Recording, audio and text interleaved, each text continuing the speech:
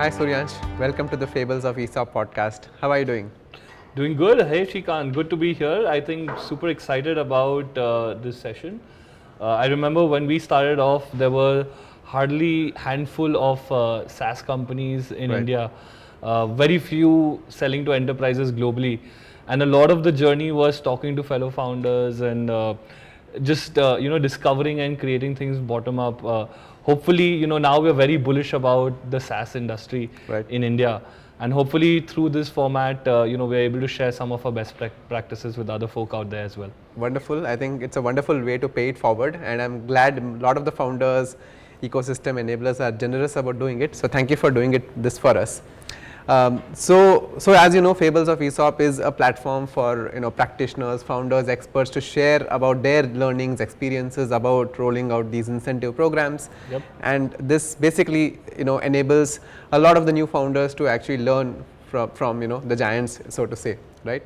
So before I go into ESOPs, right, and about incentives, people in general, let's talk a little about FarEye, right? And I was very curious to know, you guys have gone through a tremendous growth phase, I think, in the last few years, scaled to multiple countries and whatnot. So can you talk us through your journey, I mean, your experience at FarEye, and maybe for the uninitiated, you want to also talk about FarEye. What does FarEye actually do?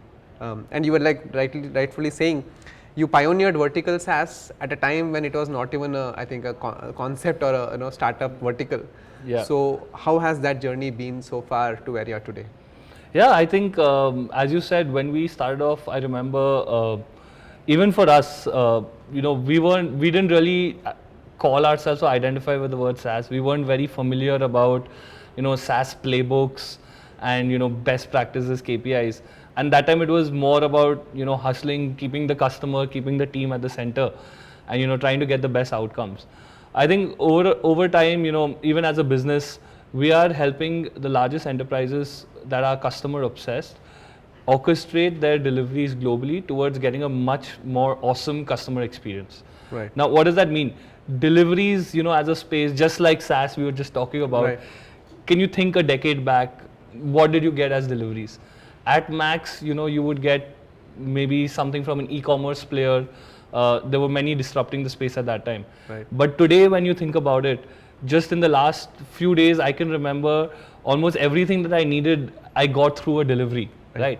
So deliveries essentially has been a growing ecosystem, and today it accounts for a large portion of the top line of many enterprises, pushing them towards an omni-channel or towards an online-only strategy. Right. Now, once you enter this playground of deliveries, it's a different landscape. Right. No more is it about what are you selling, or about at what price you're selling it. Right. Now it's about how are you selling it. How is it reaching the customer?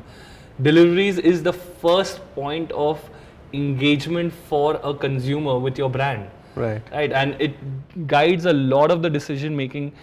For example, if today I want to go online and buy a furniture from Wayfair, if I'm not being told when I can expect that furniture, Right. and if I can't choose whether I want it tomorrow or day after or the next week, but someone else is giving me that, I'm going to go order from there. Right.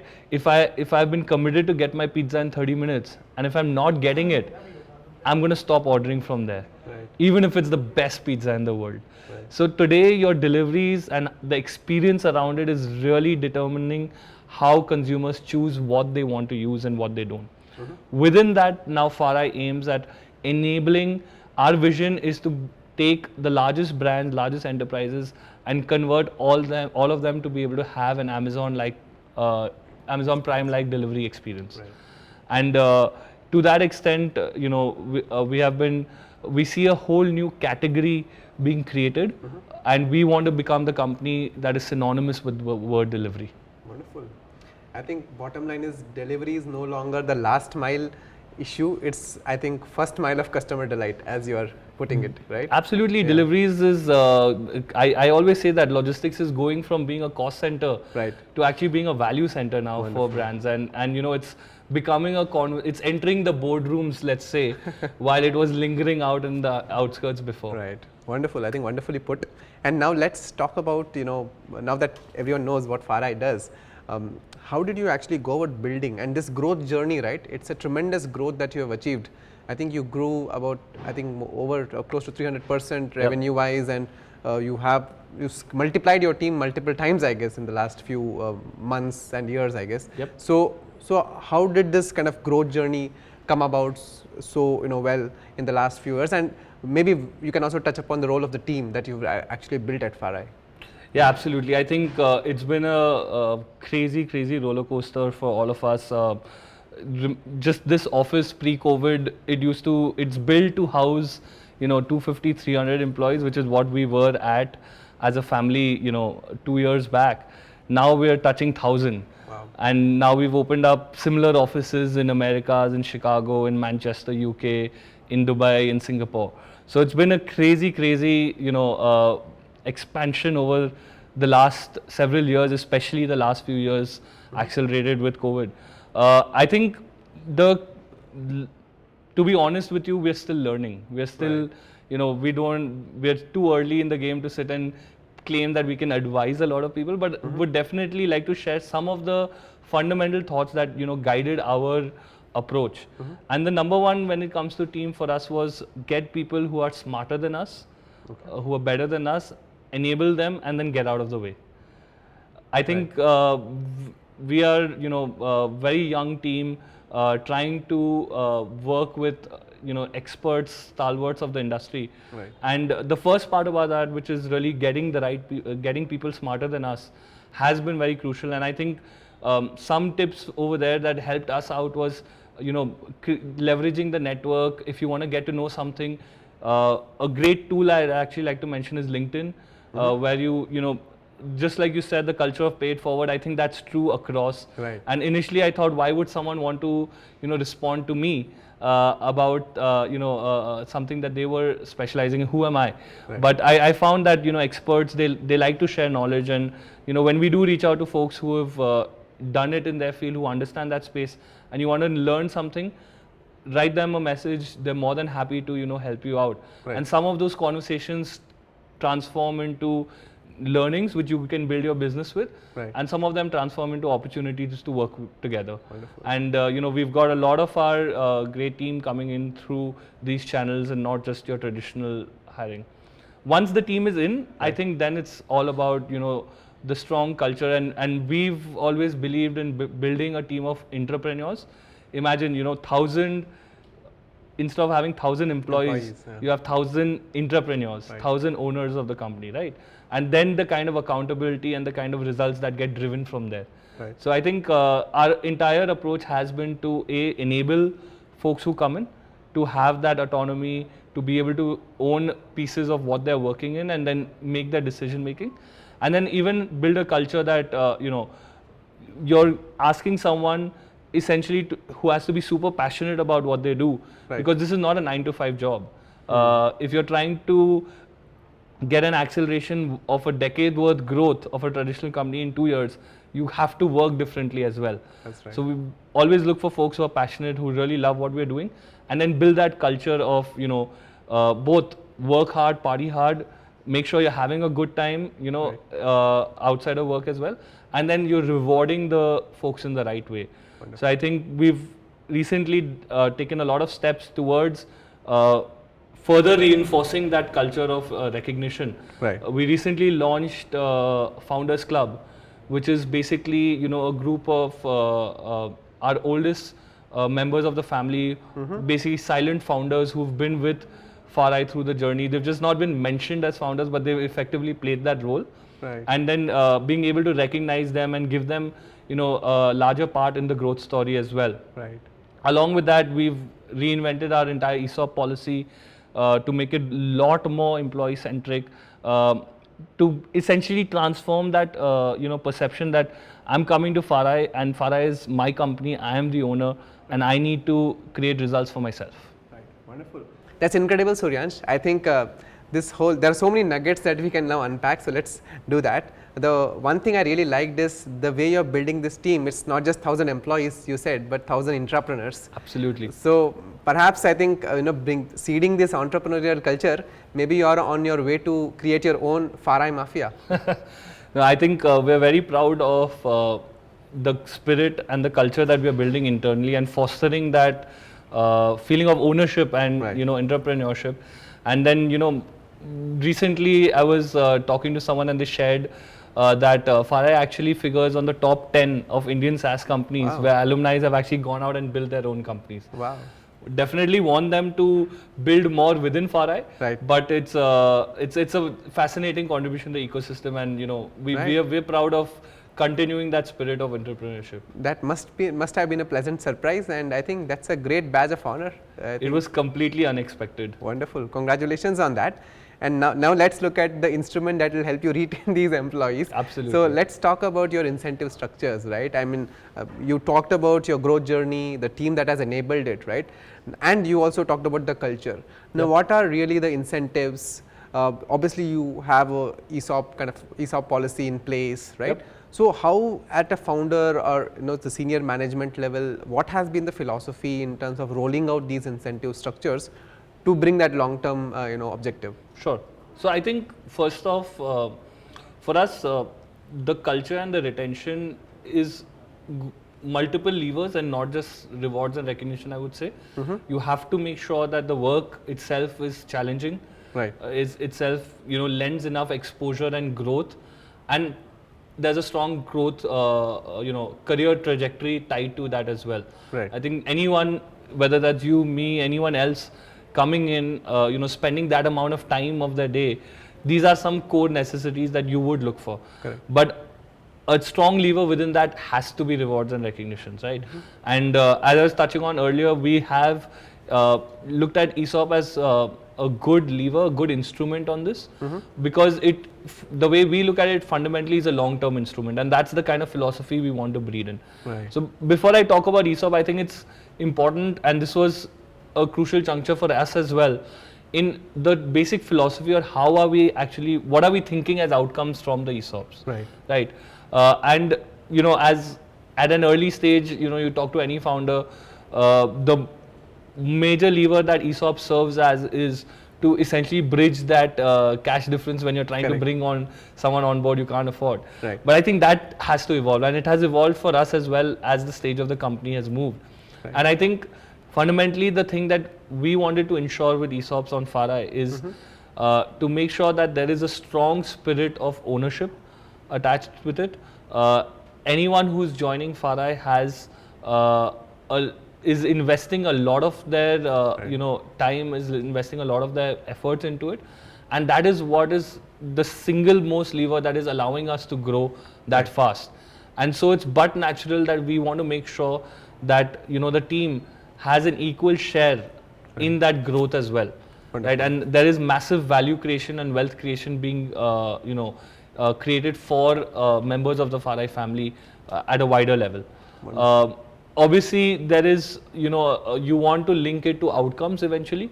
So a lot of, the kind of behavior or the culture you want to reinforce, this is a great tool to, do that. And hence we link a lot of our rewards and recognition, not just ESOPs, to eventual outcomes that we want to drive as a company. Wonderful.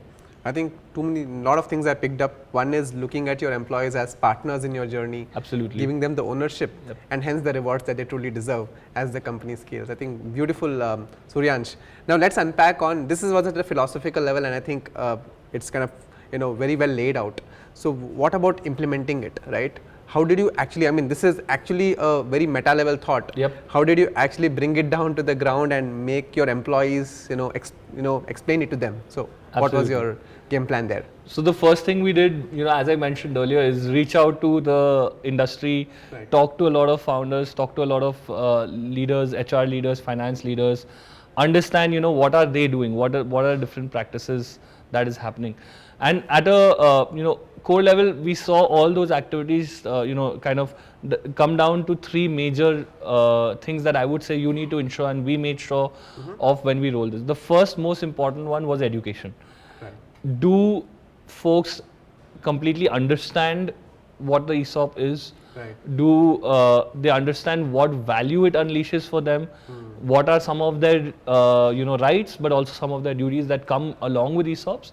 I think we found out along the way that a lot of our team, and including a lot of management, senior management folks, weren't that clear, because there is a lot of misinformation out there when it comes to ESOPs.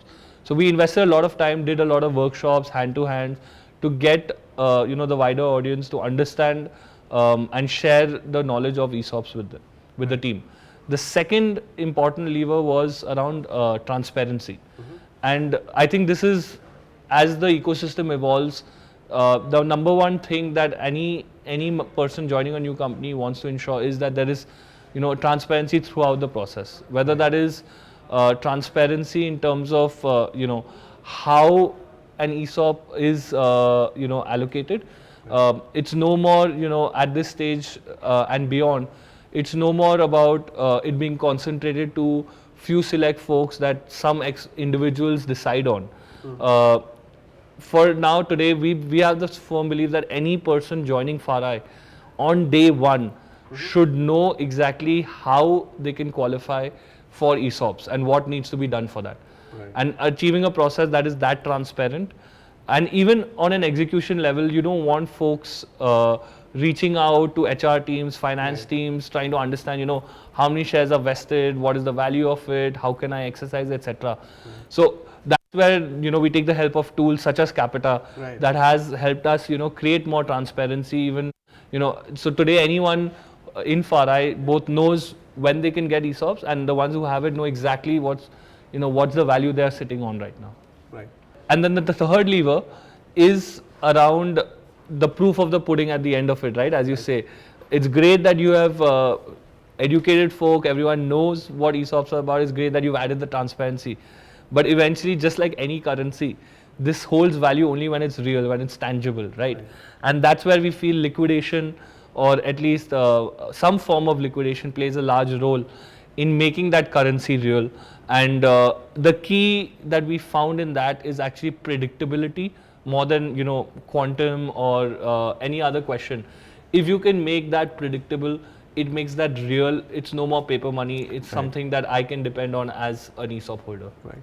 I think wonderfully laid out. I think education to transparency to eventually, making that liquidity possible, perhaps bringing more predictability in the process. So I think wonderfully put, and I think the results are to be, already there, right? I think you guys increased your ESOP coverage by, I think, about 400% recently. Yes. So in last year we relooked, as I said, at our ESOP framework as a whole, to really take it to where we wanted in terms of making our family, our FarEye family, partners in our success and value creation. So we followed the same process, and the first thing we did was we made our ESOP policy very democratic.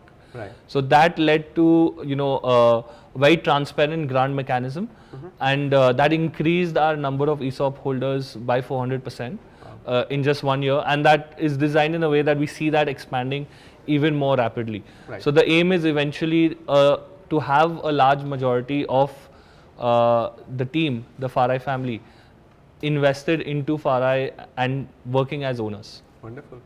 That's wonderful, Suryansh. I want to double click on the liquidity part, right?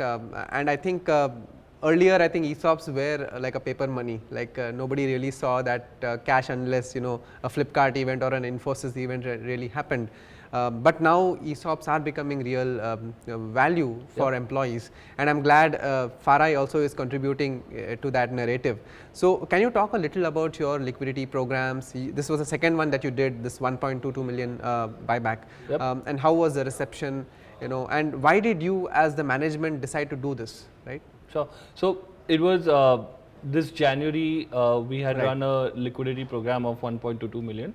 Where we offered to buy back ESOPs from both existing and ex-employees at the same terms, and with based on the valuation of our last round. Right. And importantly, over there we do recognize the value of that even alumni of the company have created. Right. So we did not differentiate in any way, between existing and non-existing employees. I think for us, as I called out, fundamentally the creation of transparency in the grant process, so that anyone who is eligible can get these ESOPs irrespective of the level. Right. But then, it's one thing having that as a number in a PPT or in a slide and saying, hey, this is your notional wealth that you have created, where it's essentially paper money, it's monopoly money, right? That's right. Versus making that something tangible which can actually transform people's lives today when they get it, right? And I think the entire ecosystem, as you called out, is moving in that way. With recent, IPOs, with recent, a lot of liquidity in the market. I think it's becoming more of an expectation as well today. That's right. For companies to be able to provide that kind of wealth creation as a channel. Right. So I think at FarEye we were very clear from the get-go that we wanted to give opportunities for this wealth creation, for this transformation for our family as well. Right. And we created a program that allows for a more predictable, as I said, form of liquidation. Right. We had run our first one back in December of 2020 in the midst of COVID. Right. And then this was the second one in January of 2021, roughly 12 months apart. And the interesting one with this round actually was this was actually delinked from any kind of primary or secondary transaction. Okay. We actually ran this entire liquidity buyback purely from our own cash balance. Wonderful, wonderful. Wonderful, Suryansh. I think that's a very unique thing in this particular case, right? Typically, buybacks are linked to funding rounds or maybe some secondaries. I think this is one of those unique cases where you are using your own kind of cash balance, like you said, to fund these buybacks. So, how did you even get your board and your management to, or your investors to actually, because money comes at an opportunity cost, right? Yeah, I think we were fortunate to have investors who are looking at long term, and it wasn't too long a conversation. Actually, shorter than we expected it initially. Right. I think it boils down to if you are having a very clear outcome-driven approach from ESOPs, and if you are able to demonstrate that value, which I think it's important as a founder or as a leadership team, to be able to showcase that value creation of this program to your investors, to your board as well. Right. And if you have a firm conviction in that, I think today investors are pretty mature. They are, they all value long-term value creation over, short-term outcomes. Right. And hence we found that it was, given there was a large confidence in the health of the business, in the direction with which we were moving in, and in the contribution, most importantly, of the team in that journey, that it wasn't actually a very long conversation, and we were able to unanimously, kind of align on having this buyback. Right. And since we are in a position where we are cash rich, we did not feel the need to use an external source, but rather keep that predictability and reward our employees using our own cash balances. I actually think that was one of the best investments that we could have done of that 1.22 million. Wonderful. I think viewing this as an investment and investing in your team long term is a great way to look at it. And I think speaking of investors' confidence, I think someone else also gave a lot of confidence. That was your employees, right? Absolutely. I think one thing that stood out when I actually read about your buyback was the fact that not everyone chose to exercise. And you mentioned that was like a pleasant surprise for you. So would you want to share? It was. So we actually, went in wanting to distribute this 1.22 million amongst the team, and probably we did too good a job in terms of educating and informing them of the growth that FarEye has been through already. Right. And I think there was a strong confidence in the team around our prospects, such that we're actually surprised that 2/3 of the folks that this was offered to actually chose not to exercise their right for buyback and wanted to stay on and hold that for a longer term outcome. Right. And I spoke to some of them. The response was very simple, that hey, we believe that this is, why should I cash out so early? Right. There's so much more growth. I want to get that benefit. Right. And now that feeling of predictability was coming, that it's okay if I don't do it now, I'll have another chance in the future. Wonderful. So I think even though one objective of creating that wealth immediately was not fulfilled, I think the larger objective we came out shining over there. Yeah, wonderful. I think you spoke about you investing in your people. I think this is one way that your team is wanting to stay invested with you because they believe in that longer term picture. I think what more kind of I think the team at FarEye would want. You couldn't capture it better. I think this is how you want an entrepreneur to think like, right? Exactly, And yes. they're all seeing, they all have that risk appetite. They're all seeing that larger value that can be created for themselves, and that's exactly the kind of thought process that you want. Wonderful, wonderful. I think it's been really like listening to this what we call fables of ESOP, right? And I hope FarEye creates more fables of ESOP as people create value and then perhaps attain create the value for themselves as well over a period of time. Now let's take a little bit of a detour because I'm so curious to ask a few more questions, and because you seem to be building everything that you mentioned, you are indexing on long term, right? People, objectives, ESOPs, everything is pointing to that long term. Now if you had a crystal ball with you, right, and you want to do some crystal ball gazing, how would you see FarEye's journey in the next 5, 7, 10 years from now? What is the aspiration from the founder group? So I think first off, the journey till here has been amazing for us over the last 5 to 7 years. We've seen a lot of movement in the space as well, and deliveries. That entire journey from when you make an order online and you check out to when you receive that package on your doorstep, the Right. order to door journey, we think that can be automated. Right. When we started off, a lot of it was manual, deciding who should be doing the delivery, how should it be delivered, when should it be delivered. Those were all decisions that were being done manually. Today with FarEye, a lot of that has been automated already in the process. Right. But we see that being completely automated, and we feel lucky to have that opportunity at this point of time to influence and help this journey for thousands of brands globally to build autonomous deliveries.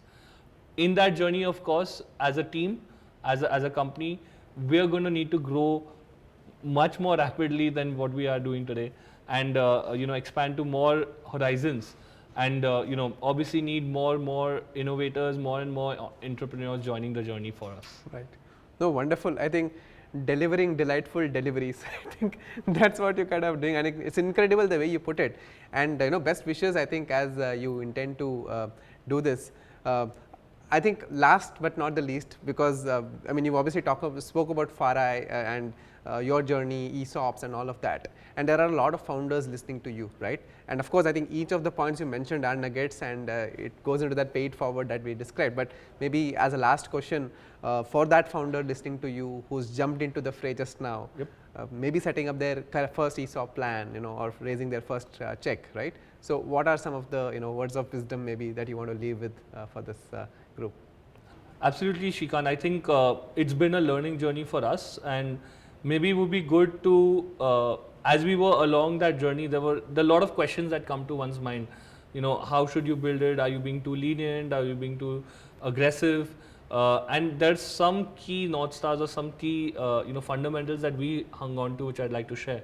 The first and foremost one is always, the North Star, so as to say, is always think of the best case scenario. What is the maximize your positive outcomes. There will be a few bad apples. There will be a few cases, where maybe the policy looked too liberal.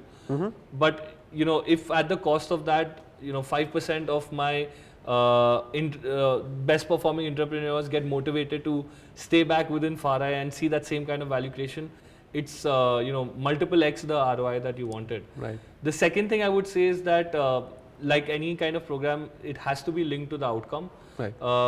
You don't want a case where operation successful but patient died. So I think keeping it clearly linked to some of your major company goals and outcomes, or even individual goals and outcomes, is really important. And then follow that framework of educating. Make sure the team actually understands and recognizes the value that you're trying to create. Keep it as transparent and keep it as direct as you can, and make it real. Make it real for everyone, right? And hopefully that helps you breathe that culture of entrepreneurship in your team.